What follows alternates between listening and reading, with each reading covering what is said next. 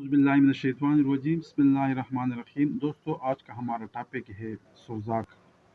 आजकल ये आम बीमारी है और दुनिया के तकरीबन तमाम ममालिक में ये बीमारी कसरत से पाई जाती है।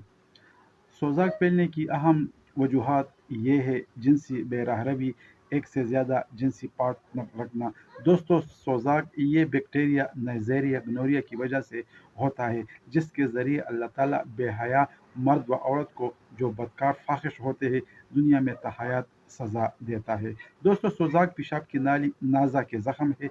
ये जरासीम मर्द व औरत के जिनसी मेलाप के वक़्त पेशाब की नाली में दाखिल होकर 2 से 5 दिन तक पेशाब की नाली के अंदर जख्म बनाता है।